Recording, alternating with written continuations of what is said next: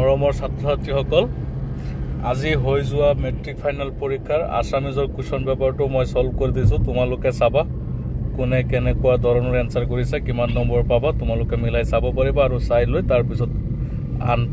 যেটো পৰীক্ষা আছে তোমালোকৰ সেই তাৰ ওপৰত ষ্টাডি কৰিবা। ইয়াত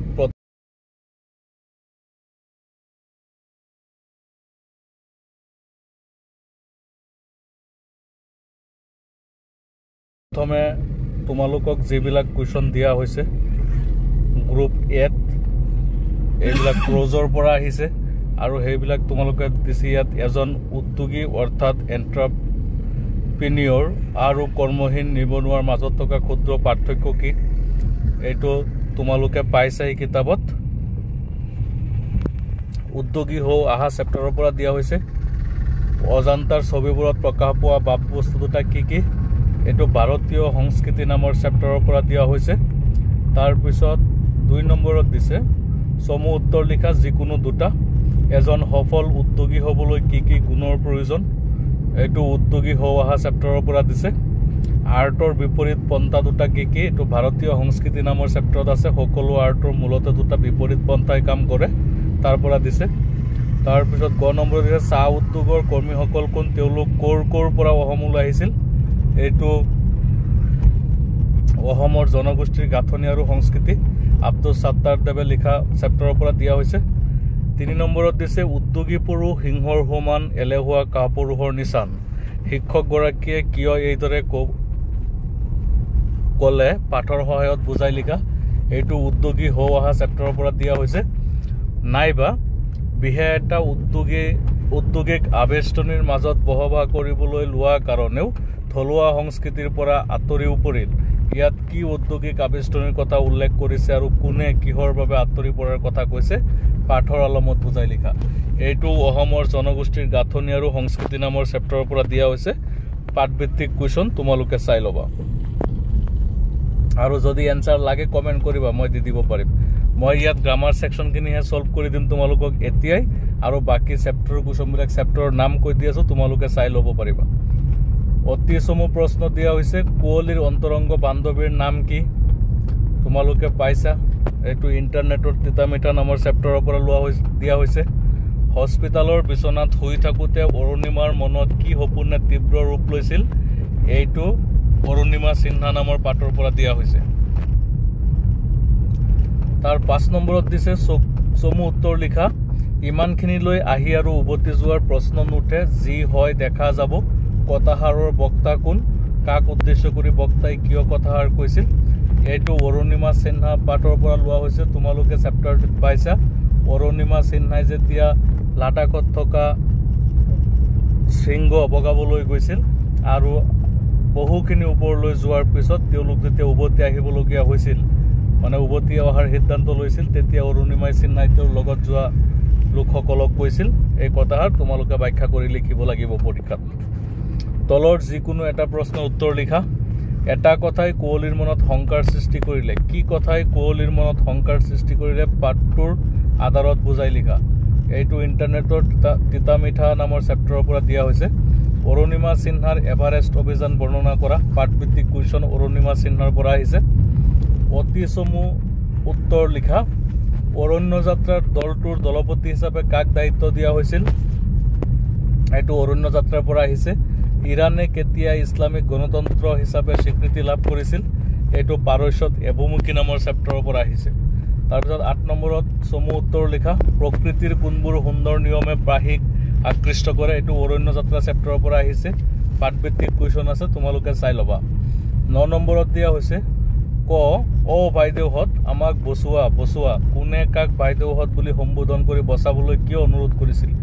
এইটো তোমালোকে পাইছা। অৰণ্য যাত্ৰা নামৰ পাঠটিত যেতিয়া 3-4টা ল'ৰা গৈ পুখুৰীৰ মানে বিলত ফচি গৈছিল নাও এখন লৈ গৈ, তেতিয়া এনেকৈ চিঞৰি চিঞৰি কান্দিছিল আৰু সেই ছোৱালীবিলাকক বাইদেউ বুলি সম্বোধন কৰিছিল। শ্ৰীনিবাদী কোন, তেওঁৰ সংগ্ৰামৰ বিষয়ে পাঠ্যপুথিৰ সহায়ত লিখা। এইটো পাৰস্যত এবুমুখী নামৰ চেপ্টাৰৰ পৰা আহিছে। তোমালোকে ধুনীয়াকৈ লিখি চাই চাগে। 10 নম্বৰ কুৱেশ্যন অতি চমু উত্তৰ লিখা। মাধৱদেৱৰ বৰগীতটোৰ মাজেৰে কি ভক্তিৰ ভাৱ প্ৰকাশ পাইছে, এইটো উত্তৰ দাস্য ভাৱ হ'ব। খ নম্বৰ আসমানৰ কুতুব তৰা আদমৰ জাত ইয়াত আদম কোন আদম হৈছে পৃথিৱীৰ প্ৰথম মানুহ ঈশ্বৰ সৃষ্ট প্ৰথম মানুহ হৈছে আদম 11 নম্বৰত দিয়া হৈছে মাধৱদেৱ ৰচিত জুমুৰাসমূহৰ নাম লিখা তোমালোকৰ বৰগীতৰ কবি পৰিচয়তে দিয়া আছে জিকিৰ কবিতাটোৰ কবি আজান ফকিৰৰ চমু পৰিচয় দিয়া জিকিৰৰ পৰা আহিছে আজান ফকিৰৰ চমু পৰিচয় আছে লিখিছে চাগে 12 নম্বৰত দিছে হনক হনন্দ যোগী যাহাকো ধিয়াই সকল নিগমে যাক বিচাৰি নপায় ইয়াত কবিয়ে কি প্ৰসংগত কাৰ বিষয়ে কিয় এনেদৰে কৈছে চমুকৈ লিখা এইটো বৰগীতৰ পৰা আহিছে বৰগীতত আছে দুনিয়াকে তোমালোকক লিখায়ো দিছে চাগে ছাৰ বাইদেউসকলে তোমালোকে পৰীক্ষাত লিখিও আহিছে চাগে 13 নম্বৰত দিছে তলৰ যিকোনো এটাৰ অতি চমু উত্তৰ লিখা প্ৰকৃতিক কোনে হাদৰি আনিলে বুলি কবিয়ে কৈছে এটো প্ৰহস্তি কবিতাৰ পৰা আহিছে অহমৰ হেংদান কোট জিলিকিছিল দুপৰীয়া ৰদত হমৰ ক্ষেত্ৰত জিলিকিছিল মানে যুদ্ধ ক্ষেত্ৰত 9 নম্বৰত দিছে নিজৰ গৰ বিচাৰি নোপোৱা মানুহজন কি আছিল কুকুৰিকণা আছিল 14 নম্বৰ তলৰ যিকোনো দুটাৰ চমু উত্তৰ লিখা উঠাহে ঋত্বিক ধ্যানী অমৃতৰ পুত্ৰ উঠাজত মুক্তি পথযাত্ৰী কবিয়ে কিয় এনেদৰে আহ্বান জনাইছে বুজাই লিখা এটো প্ৰহস্তি নামৰ কবিতাৰ পৰা আহিছে এটো দুনিয়াকে দিয়া আছে পাঠভিত্তিক কুৱেশ্যন আছে তোমালোকে লিখিছা কবিয়ে কিয় মৰাৰ পাছতো পুনৰহমতে জন্ম লম বুলি ভাবিছে বুজাই লিখা এটো মই অসমীয়া চেপ্টাৰৰ পৰা আহিছে কবিতাটিৰ পৰা আহিছে তোমালোকে লিখিছা চাগে পাঠভিত্তিক আছে 9 নম্বৰত দিছে এই কংক্ৰিটৰ হাবিখনত তেওঁক বিচাৰি নাপালো আৰু কোনে কাক বিচাৰি নাপালে বিচাৰি নোপোৱাৰ কাৰণ কি এইটো তোমালোকৰ দৃষ্টান্তৰ কবিতাৰ পৰা দিছে পাঠভিত্তিক কুৱেশ্যন আছে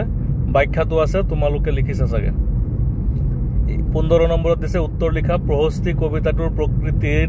হুদাৰ মাজত কিদৰে সুন্দৰৰ সাধনা লুকাই আছে বিৱৰি লিখা নাইবা মই অসমীয়া কবিতাটিৰ সাৰাংশ লিখা পাৰিছাই চাগে এতিয়া গ্ৰামাৰ আহিছে এই গ্ৰামাৰখিনি চোৱা ব্যাকৰণত কি কি আছে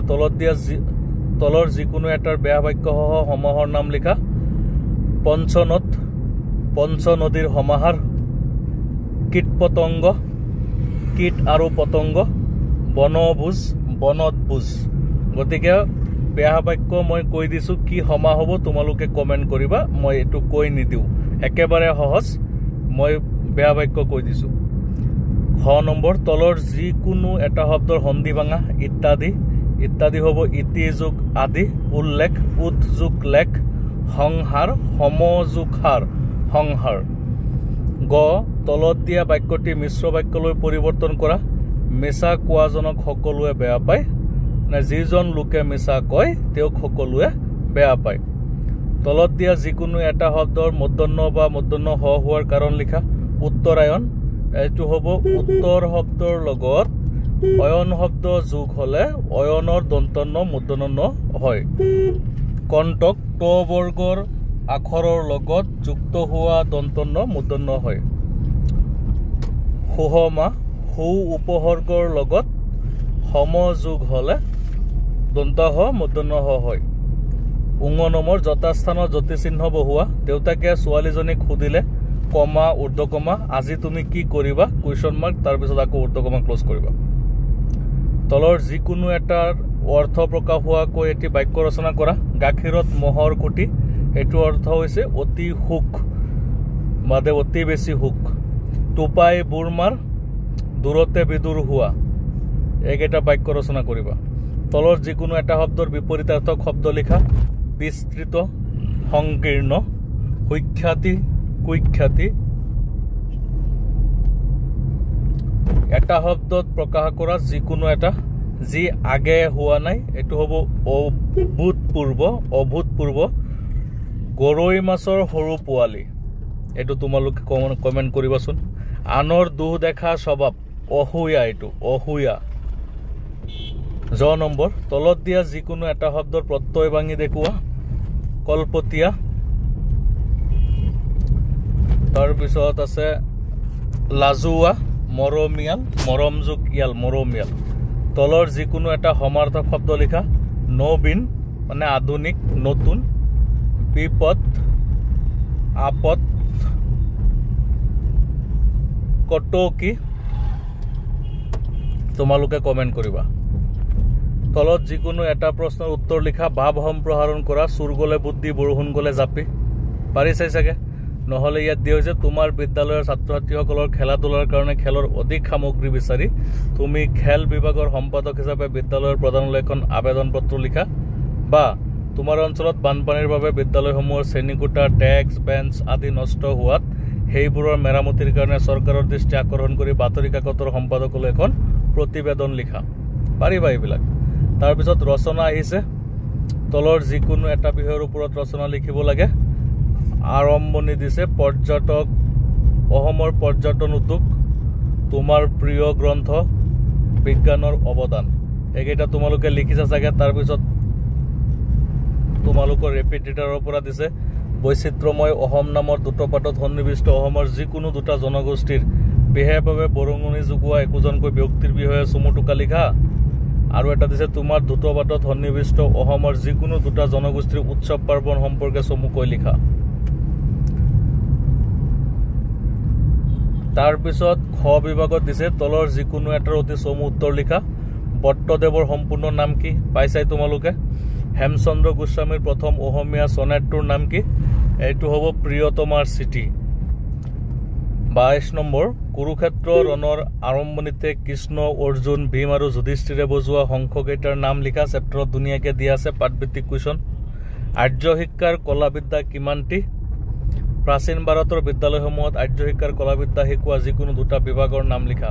ধুনীয়াকৈ আছে প্ৰাচীন ভাৰতীয় শিক্ষা নামৰ চেপ্টাৰটিত চাই ল'বা